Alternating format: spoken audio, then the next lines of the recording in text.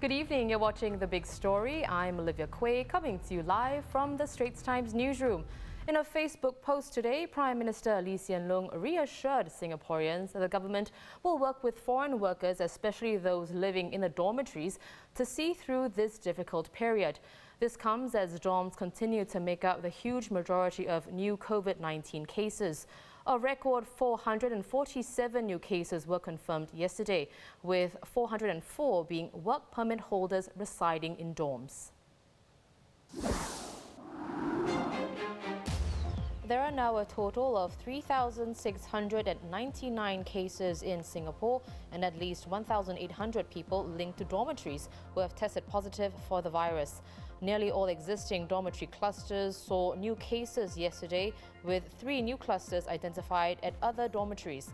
A 4th cluster not at a dorm was also announced. It's a building of shophouses at 234 Balestier Road and is linked to foreign workers. Meanwhile, another foreign worker dormitory, Mandai Lodge 1 in Mandai Road, has been placed under isolation. There are now 9 dormitories declared as isolation areas where workers staying there must be quarantined in their rooms for 14 days. Here to talk about the situation in the dorms is Associate Professor Alex Cook from the Swee Hock School of Public Health at the National University of Singapore.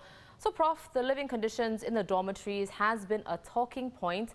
Several migrant workers have been moved to the Singapore Expo and factory-converted dorms, but most remain in the existing dorms. Would this do more harm than good?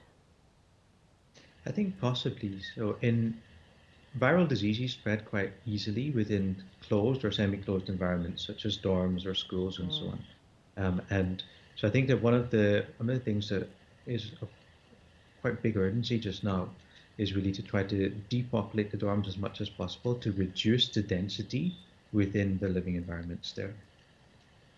How is that possible to reduce the density? But effectively, we need to find somewhere else for many of the workers to be. I mean, you mentioned that some of them have been moved out to Expo or to other places. I think that there's a kind of a national urgency to trying to find somewhere that we can put 250,000 people. Right.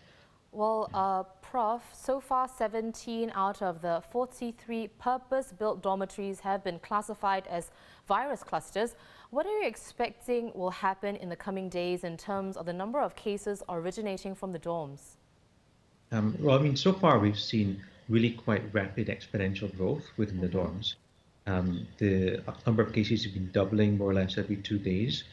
And I think that that's something that we can realistically expect to continue to happen over the next few days, at least, even if we were able to move everyone out and get them into some other isolated facilities to stop transmission between the workers.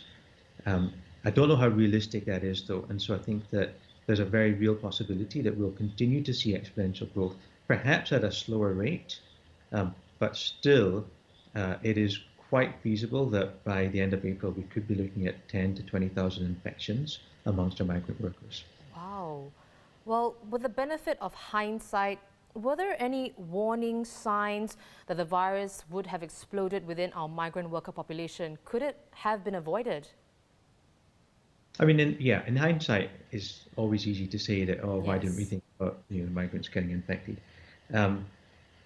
I don't know what we could have really done to try to prevent it, because a lot of the issues that we're seeing are structural issues, whereby if they were living in regular housing flats like you or I live in, then of course then there's much less ability for the virus to transmit from person to person, because you're actually able to isolate yourself from other people within the same building, or you're able to do social distancing. It's not clear to me how it's possible for our migrant workers to social distance themselves in the way that you or I can. Right, because they have a lot of areas that are shared, right?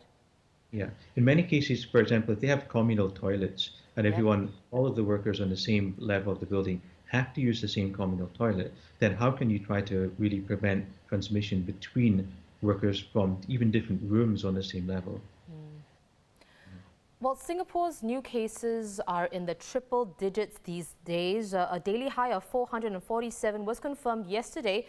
But it's important to break down these worrying figures. The Health Ministry reported 38 new local cases in the community yesterday, What does that say about the extent of the community spread?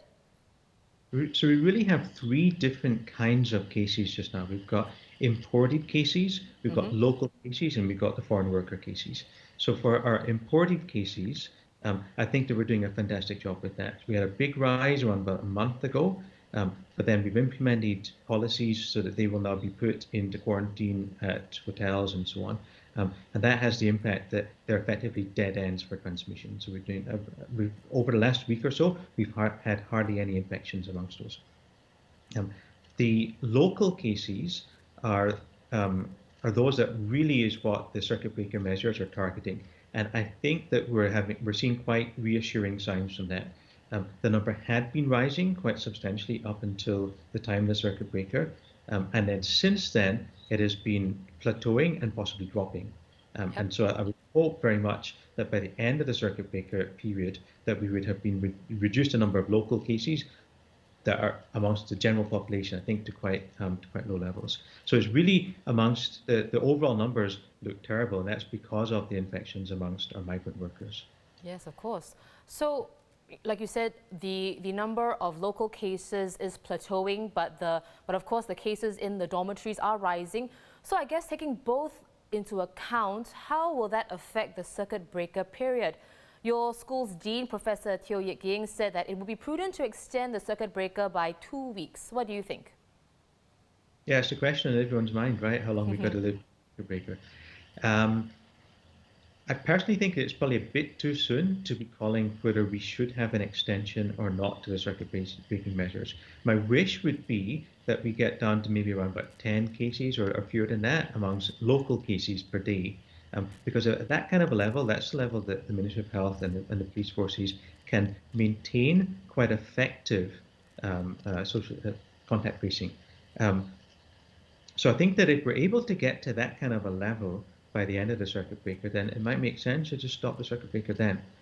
It may rise again thereafter, but I think it's unrealistic to expect that we'll get down to 0 cases by the end of circuit breaker and then everything will be fine. Well, thank you so much for your time, Prof, as well as your insight. We've been speaking to Associate Professor Alex Cook from the Swee Hock School of Public Health at NUS.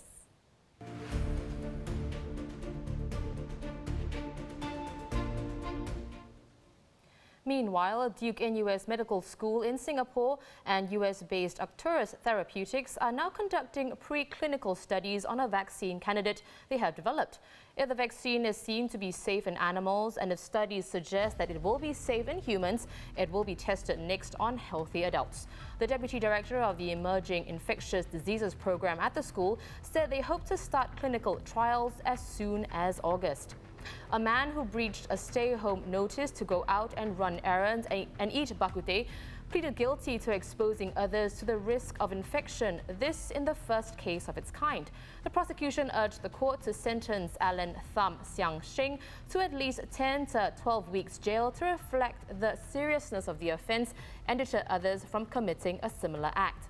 Meanwhile, the Environment and Water Resources Ministry warned the public to be wary of those who impersonate enforcement officers. These officers are tasked with ensuring public compliance with elevated safe distancing measures. The ministry said enforcement officers and safe distancing ambassadors can be identified through red passes that they will carry with them starting today. Officers may also wear a red armband on top of existing identifiers, including their agency's corporate attire, staff pass and lanyard, or the SG Clean Ambassador Pass. So on the subject of these safe distancing enforcement officers, in a Facebook post yesterday, Environment and Water Resources Minister Mazakos Zulkifli expressed dismay that criminal force was used against a number of officers on the front line. He called such behavior unacceptable. Joining us to discuss this is journalist Timothy Goh. Now, Tim, it's been more than a week since enforcement officers have been deployed. There might be still some confusion as to what these officers are authorized to do. So can you clarify? Sure. So aside from educating people on the enhanced measures, these officers can also take down the particulars of people and issue composition fines to those who are not complying with the measures.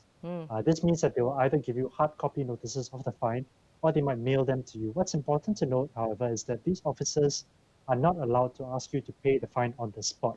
So if anyone asks you for your bank account details or for any money, claiming to be an officer, don't give it to them.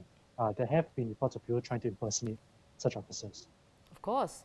So how have people generally responded when they've been approached by these officers and ambassadors? We've heard accounts of people reacting violently even, but why? Yes, so I think it's sad to hear that. I must first highlight that these are, again, a minority of cases. Generally, from what I've heard, people have been cooperative when approached by these officers. But of course, one case is still one case too many. And as you mentioned, one person slapped an officer when he was told to comply with safe distancing measures. Another punched an officer when he was told to wear his mask properly. And the police will be investigating this. As for why, well, it's a very stressful period for a lot of people, the circuit breaker. There have been a lot of changes. I think this highlights the importance of self-care and mental health during this period. Of course, there's still no excuse for abusing anyone, especially these officers during this period of time. But if you ask me why, I'd say it's probably the stress of the whole situation. Right, of course. So on our part, what can the public do to help if they want to flag cases of physical violence? Well, first of all, as with any case of physical violence, you're advised to call the police at 999. But in the first place, please don't abuse officers, whether verbally or physically. These are just volunteers. Some of them are just volunteers who are just doing their job. So let's focus on fighting the coronavirus and not each other during this period of time. Fantastic words to end off. So Timothy, thank you so much. Stay safe as well. That was our colleague at the Straits Times, journalist Timothy Goh.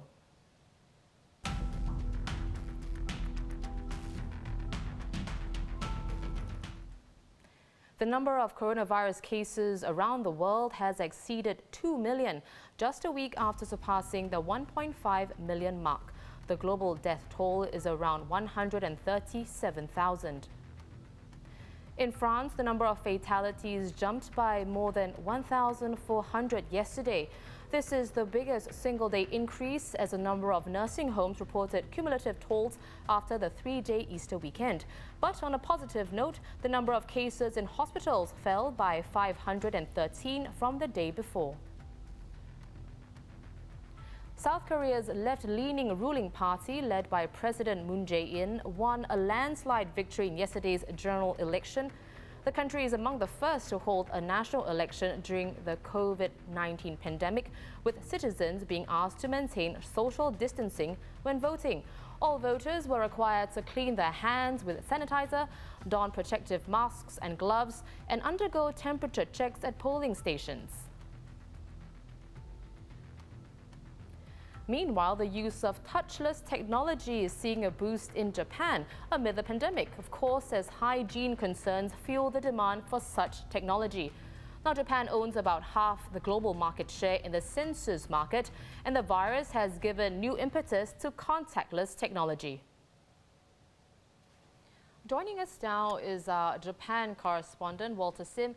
Walter, before we talk about touchless tech, Japan declared a state of emergency in 7 prefectures last week. The country currently has over 8,600 confirmed cases and more than 170 people have died. So what's the latest on the ground in Japan?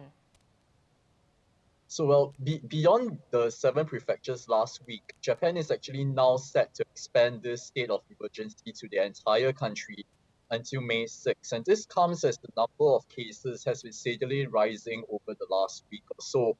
The total number of cases actually by today would look set to cross 9,000. And places like Tokyo, like Osaka, like Hokkaido have emerged as growing areas of concern for Japan. Prime Minister Abe has also come under immense pressure to do more to contain the outbreak after he has been, criticized for taking a rather hands-off attitude at the start of this pandemic.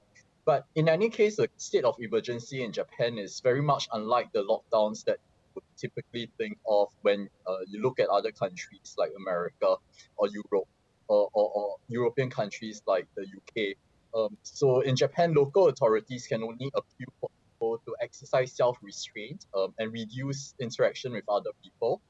They can also only strongly requests that businesses in non-essential industries. But all this actually does not come with any criminal penalties at all for those who choose not to, who still choose to go about their daily lives. But I think it says a lot about how Japan sees social responsibility, that a lot of people are choosing to stay home.